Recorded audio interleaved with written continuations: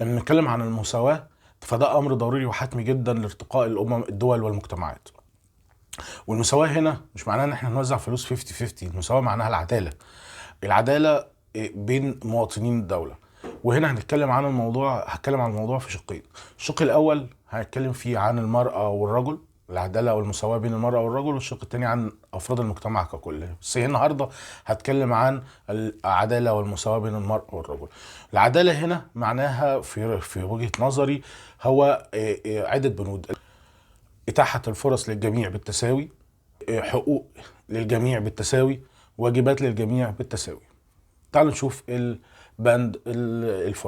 الفرص. احنا عندنا فرص هنحط لها شروط وقوانين وطلبات للجميع، راجل او ست، اللي يقدر ينفذها اهلا وسهلا يتفضل. يعني انا الكلام ده ينطبق على كل حاجه في البلد: لعبه رياضيه، وظيفه، حكومه، مهنه، دراسه، كليه، الجميع يكون متاح له الفرصه. يمكن او مش يمكن، هو فعلا في اختلافات بيولوجيه بين الراجل والست، لكن ده مش معناه ان احنا نضيق على الفرص. يعني وليكن واحده، خلينا نروح لفكره اكستريم، يعني واحده عاوزه تبقى ضابط صاعقه، هي حره، والله الاختبارات هي اللي تقدر تنجح فيها، تتفضل.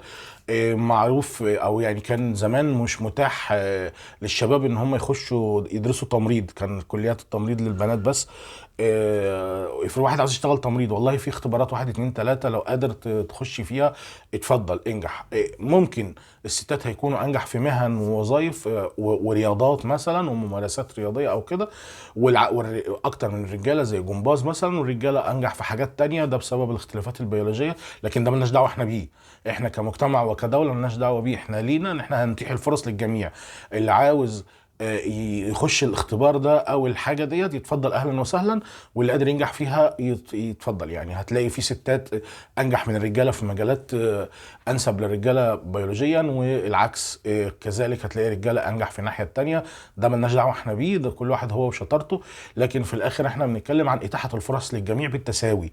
بالتساوي هو شرط واحد. يعني احنا اللي عاوز يخش، عاوز تبقى قاضيه مثلا او قاضي او كده، والله في شروط 1 2 3، شروط مهنيه، شروط علميه، شروط كذا كذا كذا، اللي قادر يحققها يتفضل اهلا وسهلا يبقى معانا. صحفي، تمريض، دكتور، رياضه ما، ضابط شرطه، جيش، ايا كان، الموضوع متاح للجميع. هو شروط واحده، هي نفس الاختبارات، نفس الطلبات، نفس الورق، نفس القيود، والجميع اللي يقدر ينجح فيها يتفضل اهلا وسهلا. ده من ناحيه اتاحه الفرص للجميع. للجميع، كل راجل وست كلهم يكون متاح لهم نفس الشروط، يعني ما فيش. طبعا احنا الحمد لله في مصر متقدمين جدا في الملف ده بنسبه كبيره، يعني مش احسن حاجه، يعني مش 100%، لسه نطمح لاحسن من كده، لكن احنا الملف ده متقدمين فيه بنسبه كويسه. الجانب الاخر او تاني بند الحقوق والواجبات، كمان بنتكلم عن انه الحقوق للجميع واحده. يعني كل يعني احنا مثلا في عرف كده سيء جدا في القطاع الخاص في مصر، انه الستات طالما بنت فهي بتقبض اقل من الراجل حتى لو بتشتغل نفس الشغلانه. ده عرف سيء جدا جدا. يعني الوظيفه دي اللي قادر يقدمها بالكفاءه، رقم الكفاءه بجوده 70%، فهو يقبض مرتب اللي يوازي 70%. يطلع ست يطلع راجل مالناش دعوه، هو طالما بيأدي كفاءته خلاص. فالموضوع على الجانبين نفس الحقوق للجميع. هنعمل تأمين صحي هنعمله للجميع، مش هنعمل للجميع. يعني هو الموضوع يبقى متاح للجميع. كمان الواجبات نفس الشيء، يعني جميع كل نفس الواجبات، نفس المطلوب من الراجل والست على الجميع. ده في الجانب الدولة والقانون. كمان المجتمع المفروض يبقى كده.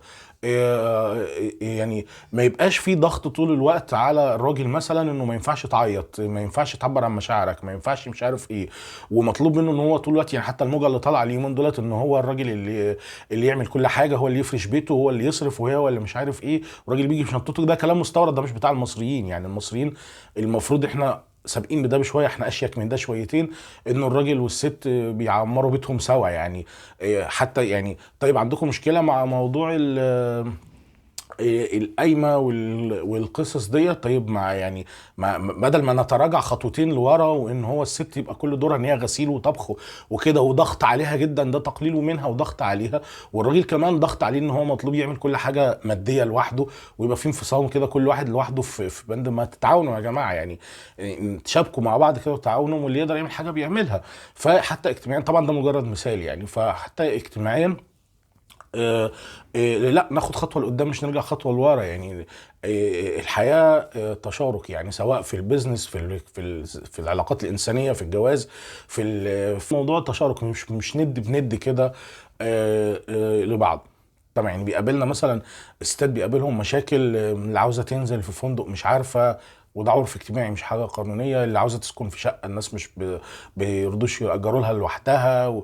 والحاجات الغريبه اللي احنا بنسمعها كتير ديت، دي مش الراجل مثلا ممنوع عليه ان هو يعيط او يعبر عن مشاعره، مشاعر ضعف او خساره او كده. دي الحاجات دي بتضغط على الناس يعني. اللي عاوز يعبر ما تسيبوه يعبر يا جماعه يعني، مش الموضوع مش ضاغط كده. واللي عاوزه تسكن لوحدها ما تسكن لوحدها. انت ليك في الاخر العلاقه بينك وبينها العلاقه قانونيه، هل القانون بيمنع عليها بتعمله ولا لا يعني؟ واحده عايشه في حالها لوحدها، انت مالك؟ وهنا هنيجي لنقطة، الكلام اللي انا قلته دوت سواء على المستوى الاجتماعي او القانوني، هل ينسحب على حاجات او حاجات لا؟ لا، انا بالنسبة لي هي قاعدة واحدة. اي قضية انت هتطرحها، مهنة، وظيفة، رياضة، قانون، حاجة اجتماعية، علاقات إنسانية، أنا شايف إنه القواعد تبقى موحدة على الجميع. واللي عاوز يغير القاعدة يعني ده طرفين بقى، لو في طرفين راجل وست حاجة اجتماعية بينهم وبين بعض، هم حابين يغيروا قواعد، ده شيء أمر خاص بيهم.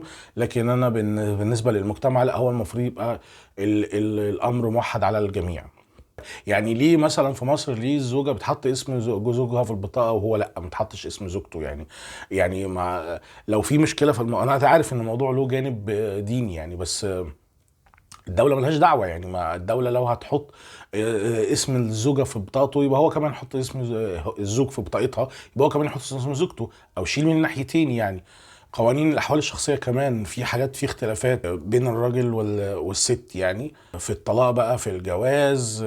يعني خلينا نقول ان القاعده في الكلام هو العداله بين الجميع، الجميع امام الدوله وامام القانون وحتى امام المجتمع، الجميع على نفس المسطره، على نفس المساواه. وخصوصا في الجزئيه القانونيه والجزئيه الرسميه للدوله، انه الدوله ملهاش دعوه ده راجل ده ست، الجميع قدام القانون واحد، راجل زي ست. مهم ان هو مواطن مصري له نفس الحقوق وعليه نفس الواجبات، وهنتح له نفس الفرص.